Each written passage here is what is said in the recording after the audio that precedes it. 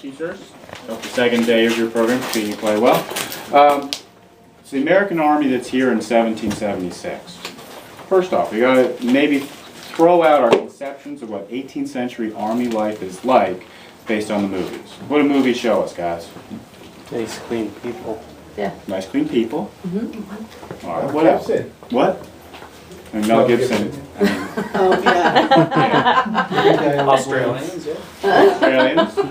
Danny Glover saying he's too old for this. Yeah. Different movie. Sorry. I got to get distracted. What else? The good guys always win. Good guys always win. What about what you see of the Army itself? They're well supplied.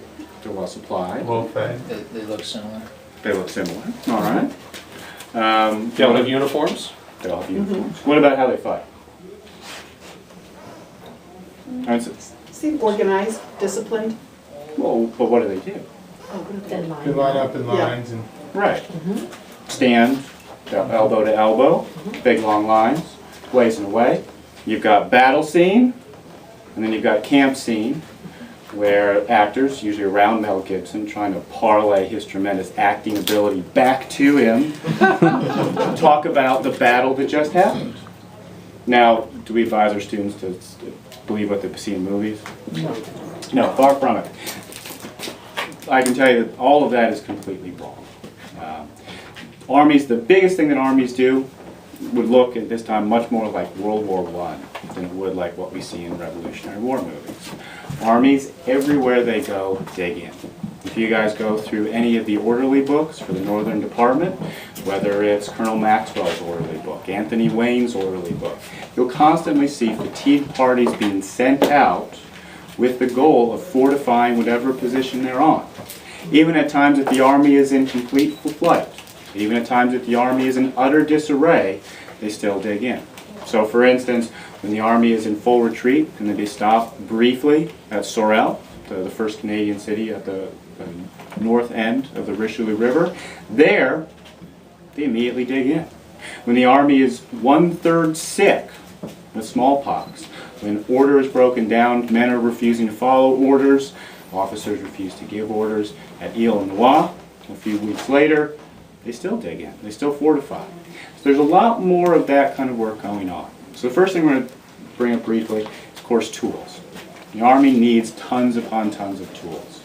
Now the fort here, far more than anything else, far more than a fortified position, far more than some sort of grandiose headquarters for the Army, this is a supply dump. As early as April of 1776, correspondents from Philip Schuyler, the general of the entire Northern Department, talk about turning this place into no more than a storehouse or entrepot, so that they have a place to dump all the tools that they need. As soon as it's ordered on July 7th that the Army should be moved from Crown Point down to here, that same day, Engineer Colonel Jeduthun Baldwin will be called up from Massachusetts. He brings carpenters.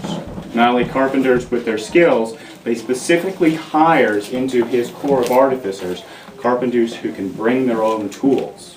And anytime they are discharged, it is ordered that their tools be purchased from them before they leave the Army. Now it's with those tools that when the Army arrives here, beginning around the 10th, it takes a couple days to put this into action, the Army arrives here, they're going to begin digging in. Now what do you need to dig in? Shovel. Shovels. Well, that's actually not the first thing we need. Let me go back to our handy-dandy toolbox back here.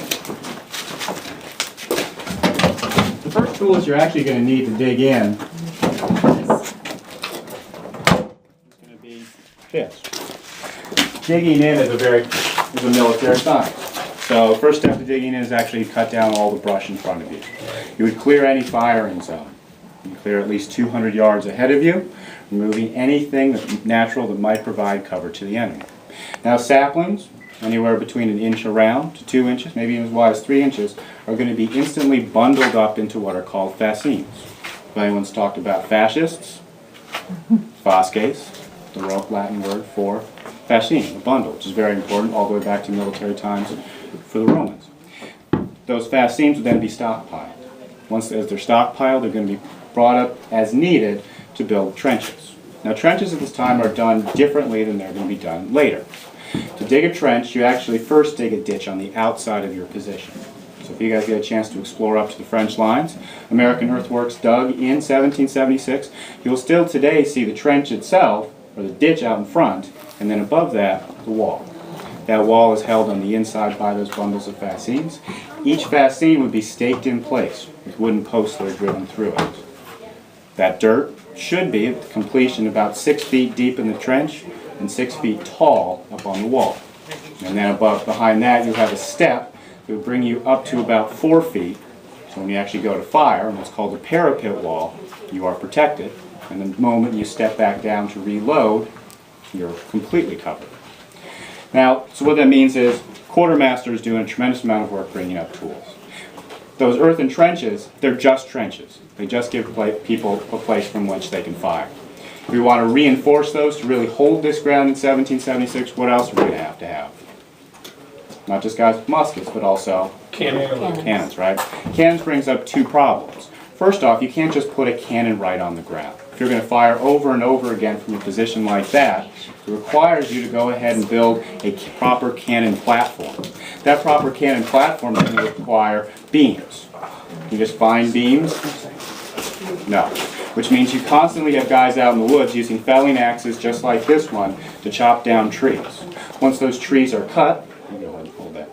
Once those trees have been felled down, you don't really want to cut them into sections with an axe like that. It leaves a pointed end. So you need tons upon tons of these. 2-man process, you got that. So you got parties that go out, section the logs into sections. 8-foot sections, 12-foot sections, depending on what size of beam, depending on what curvature the trees are going to have. Then from there, you still have logs in the woods. What's the next thing you got to do? Split them. No? Move them. Move them, right. So luckily, the cattle that are being driven on up here, some of them for food, many of them also are going to be draft animals, oxen. And they're going to be used constantly dragging these logs to wherever they need them. Then, and only then, can you go ahead and actually turn them into beams. You have a guy standing up on the beam, first thing he's going to do is going to come at different angles, notching the sides of the logs, then come along and clean them up. Make a square beam. Once you got square beams, you can build cannon platforms. Now in 1775, there are 150 cannons here at Crown Point. Yeah. Well, those are just tubes though. So what else are we going to need? Carriages. Carriages, right? Carriages are something that's actually much more easily built here. And so we'll see many ship's carpenters, as well as what they describe as carriage makers, deliberately hired and shipped north to the army, as well as drawn from the ranks of the soldiers, and sent here into the fort, as well as a carpenter's yard that was down below it, to sit and work on hewing up big beams of oak, splitting them down into narrower planks, and using those to create the cannon carriages. Can you just use the oak on that? What else do you need to make a proper cannon carriage? Iron. And so down below the fort there were at least 3 forges running continuously in 1776, producing the ironwork. Where were they taking the iron from? Oh, that's the question. Well, the bar stock of iron is being shipped north all the way from Albany. From there, places much further south, such as Salisbury, Connecticut, which had one of the biggest forges in the area. So they hadn't discovered the deposits that are up here yet. They hadn't, and even if they had, They wouldn't have been able to get it. the first step in making iron is to use a blast furnace. Right. It's not practical to have soldiers working at a blast furnace here unless you can have a water-powered blast furnace which drives the bellows, and then you need to have at least an acre per hour of firewood already ready to go so that you can make enough charcoal to keep that at high enough temperature. So all of this stuff has to be shipped in from somewhere else. And a lot of people ask, well, what were the townspeople around here like? Well, I can tell you in one word: non-existent. There's no town here. This is just the army. So all of this stuff has to be shipped in. Now, there's a big problem with getting stuff up here. It's not transportation. It's not politics. It's the fact, are we the only army? No. In fact, Washington's army is called the main army, and it's called the main army for a reason. All the supplies that are needed up here, they're also needed for the main army. We talk a lot about Benedict Arnold's Navy. It's not the only Navy. There's an equal, if not larger sized, Hudson River fleet that's built at the exact same time that Benedict Arnold's Navy is underway. The northern department sort of has to reach for scraps, which means we find lots and lots of stuff such as, well, a felling axe like this. You know what you're supposed to use for making beams? A broad axe, right. We find constant shortages of broad axes. So men are using improper tools to get this done. We find one state in particular stepping up to the plate, Connecticut, Jonathan Trumbull, in no small part because of the political connections that the adjutant general here has with the governor. Anyone know who the adjutant general is? One of America's first great painters? Yeah, it's It's Trumbull. Trumbull's the artist, but what's his first name? It's easy, it's John. John Trumbull. Yeah. So John Trumbull obviously calls up his dad and says, "Hey Dad, can you help me out?" Sends up here a lot of the iron, sends up here a lot of the chocolate, sends up here the herds upon herds of cattle that are needed to both drag the logs as well as get the feed the troops here. She'll talk more about food later. So we got lots and lots of tools. Now we're going to move upstairs, but before we do that, we got to talk about that. Have you guys ever talked at all about how the troops are clothed? Well, what do we picture when we picture American soldiers? Buff and blue. Buff and blue, very good, yeah. Well, the Continental Army will not have an official regulation of all of its clothing until 1779. And that's going to be based in no small part on field experience for what happened in the earlier campaigns as far as what the soldiers actually get. However, based on their experience around Boston back in 1775, they find that the Continental Congress agrees in November of 1775 to come up with a Continental Army bounty. Amongst that bounty is going to be included 2 pairs of shoes. Now in here, I twisted this up here. Now in here, we're actually making that what would have been a Continental Army's bounty of shoes. And we're really lucky in the fact that there is a shipwreck that has surviving examples of what have to be 1776 shoes. The Battle of Valcour Island, one of the ships that was sunk to the bottom was the Philadelphia. On board the Philadelphia, not only were there military stores such as cannons, cannonballs, and a cartridge pouch, there was also a pair of shoes which matches just like that. Now that pair of shoes is an oddity. So we know that's what the shoe was. We know that the crew of the Philadelphia came from soldiers, about 25 per regiment in the entire Army, drafted to work as sailors on board these ships. That pair of shoes that was found on the Philadelphia had to have come from one of those American soldiers turned sailors on board that ship, which means that had to have been one of the shoes worn here in 1776. We're very happy to copy it. But if you look at it carefully, it's a weird shoe. We don't know exactly what it represents. This pair here, albeit gigantic, is much more representative of what typical shoes for the time represent. If you look at the side of that, you'll see what is called the quarter seam, which has a dog leg to it. It kicks forward. You'll also know that the way that seam is done flat. So the 2 pieces of leather are butted up together, and then using a stitch called round closing, they are seamed up. Now, that's typical English shoe. You pulled up that pair nearby, that is not a typical shoe. Now at one point it was modified from having a buckle to having laces. That's not what's weird about it, but the way the side seam is done.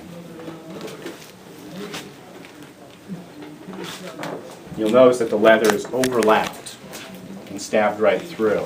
You'll notice too that there is no dog leg. You'll notice too that the proportions of the shoe are more typical of a man's pump. That is to say, a long quartered shoe where the buckle will be set further forward.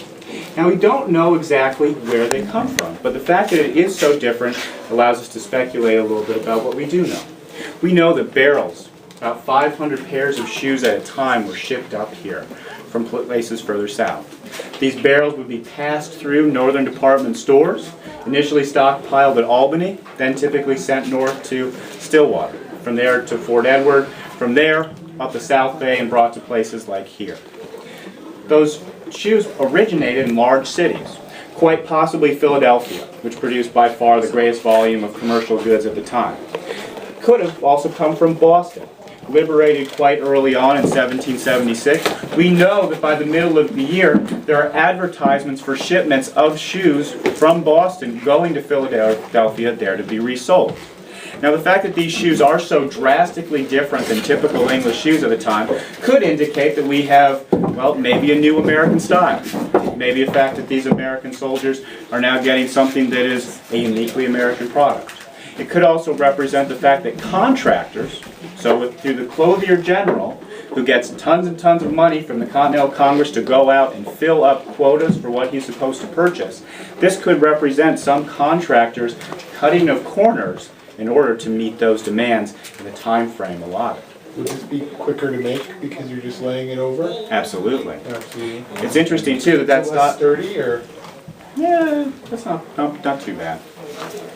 It's interesting though that that style will become almost the norm in the 19th century. Yeah. Looks like a pair of panties. Very much so. Booties, by the way, unless you're Irish. Are you Irish? No. Then don't say brogans. That's petty New York City slang.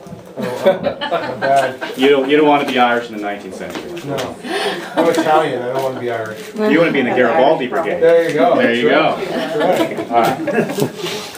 Thank you, ma'am. Now let's head on upstairs. Follow me to the